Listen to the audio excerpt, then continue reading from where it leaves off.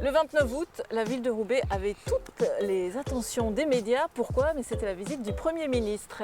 Et regardez qui j'ai trouvé, Magdalène. Bonjour, Bonjour, ça va et vous? Alors vous, ça va bien, merci. Vous avez reçu le Premier ministre et vous lui avez expliqué le principe du zéro déchet parce que vous faites partie de cette aventure depuis 3 ans. Comment vous l'avez perçu, ce Premier ministre? Alors au départ on a un peu peur parce qu'on a l'impression que la situation va être un peu guindée quand on reçoit des ministres chez soi, une députée, on se dit le maire, on se dit, enfin voilà. Et au final non, c'était très naturel, très convivial et il était vraiment très intéressé par la démarche de Roubaix. Alors vous l'avez senti convaincu, il a dit à un moment, il vous a demandé quelles économies on fait quand on passe au zéro déchet. Il avait été surpris. Alors il s'est rendu compte que l'écologie en fait était économique et donc oui il était surpris qu'on pouvait faire jusqu'à 1 500 €, en tout cas pour notre famille, d'économie sur une année. On peut en faire plus si... Ouais, vous c'est ça en fait, l'écologie, c'est votre credo aujourd'hui, mais c'est l'écologie économie. C'est ça, exactement. Et du coup, c'est ce qu'il a lui en déduit, l'écologie souriante, parce qu'on fait tout en famille et c'est vraiment un plaisir. Voilà. C'est ce que vous prenez en fait quand vous expliquez ce que vous vivez au quotidien, vous avec votre famille zéro déchet, c'est du lien social, c'est ça aussi, on est au jardin de traverse, là je vous vois, vous discutez avec tout le monde, vous avez ramené vos filles tout à l'heure, c'est comme ça? C'est ça, au final avec les familles zéro déchet, on s'est rendu compte qu'il y avait beaucoup de choses qui faisaient Roubaix, donc du coup on bouge et du coup ça crée vraiment du lien et on connaît un tas de personnes. Merci Magdalène. Je vous en prie. On se mobilise pour la planète, on effectue des gestes simples pour réduire son empreinte écologique. Alors quelques chiffres qui nous interpellent. 345 millions de tonnes de déchets sur un an, ça fait beaucoup. Alors du coup, on réfléchit avant d'acheter ou on passe aux achats en vrac. 354 kilos de déchets ménagers par an et par habitant. Et oui, c'est nous ça, ce sont nos poubelles. 29 kilos, c'est le gaspillage alimentaire par an et par habitant. Et 200, c'est le nombre d'épiceries en vrac.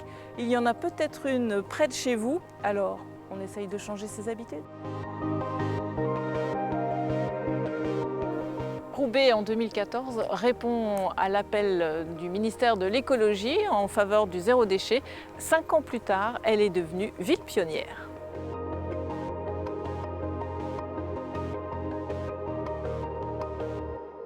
Me voici en compagnie d'Alexandre Garcin, adjoint au maire à la ville de Roubaix. Alexandre, bonjour déjà. Bonjour, on vient de voir Magdalène qui parlait d'écologie souriante avec la venue du Premier ministre. Pour la ville de Roubaix, c'était vraiment génial d'avoir la venue comme ça du gouvernement. Effectivement, c'est un beau signe de reconnaissance d'avoir la visite du Premier ministre, de la ministre de l'écologie ainsi que la secrétaire d'État à l'économie circulaire. On était très heureux de pouvoir les accueillir. Et puis de pouvoir aussi proposer des choses par rapport à la future loi sur l'économie circulaire qui doit bientôt passer au Sénat puis au Parlement. Donc vous êtes ville pionnière en cette matière, zéro déchet depuis 2014, c'est bien ça. Aujourd'hui, 500 familles participent à ce projet. C'est beaucoup, c'est pas assez. Vous voulez aller vers quel objectif ? 500 familles, c'est déjà beaucoup, ça représente 1500 personnes. Donc 1500 personnes sur une ville qui fait un peu moins de 100 000 habitants, c'est 1,5% de la population. Et en fait, on se rend compte que c'est 1,5% de la population, ces familles zéro déchet. Elles sont aussi des ambassadrices incroyables. Vous l'avez vu avec Magdalène. Elles partagent cette démarche auprès de leurs voisins, de leurs familles, de leurs amis. Et donc voilà. Au marketing, on dit qu'une personne touche 7 personnes. Peut-être que c'est 10% de la population qui est touchée de près ou de loin par le zéro déchet dans sa consommation quotidienne. En tout cas, qui s'interroge par rapport à sa consommation. Tout le monde ne rentre pas dans le dispositif des familles zéro déchet, mais tout le monde s'interroge, je pense, par rapport à cette pratique. Pour vous, depuis 2014 à aujourd'hui, ces 500 familles, c'est positif? Pour ce projet c'est zéro très déchet. positif, c'est une démarche globale parce qu'en fait elle concerne les familles avec ces 500 familles, mais elle concerne aussi les commerçants, elle concerne aussi les entreprises, les associations, également les écoles. Toutes les écoles sont dans la démarche aujourd'hui, et puis l'administration dans ses pratiques. Donc c'est un projet qui implique l'ensemble des acteurs de la ville. Vous avez essaimé, c'est comme les abeilles, mon cher Alexandre? Non, oui, alors on a essaimé dans d'autres villes, Oui, ça c'est ça. sûr.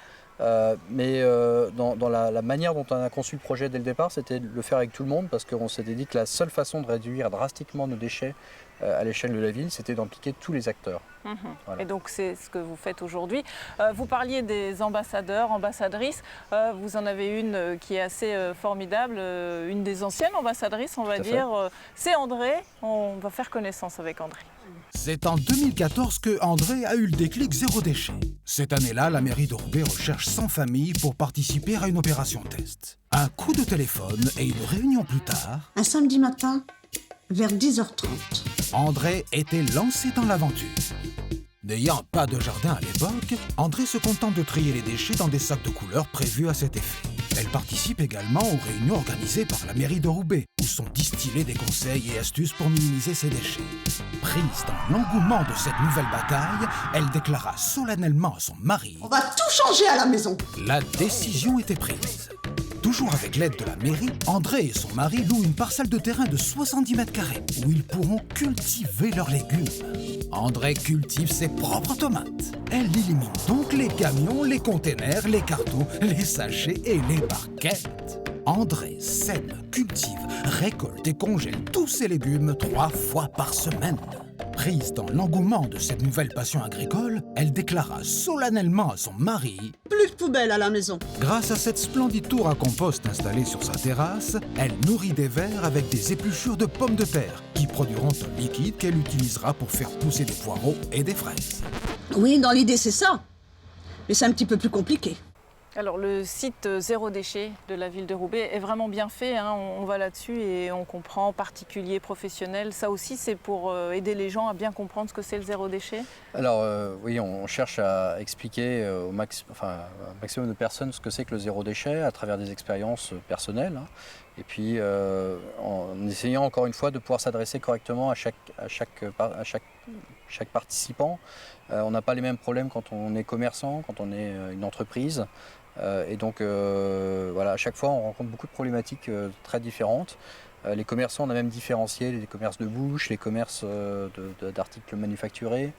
C'est pas les mêmes problématiques. Sur les entreprises, on accompagne aussi chaque entreprise dans sa problématique. Souvent, ça commence par les salariés, hein, voilà, avec des entreprises qui impliquent leurs salariés vers le zéro déchet.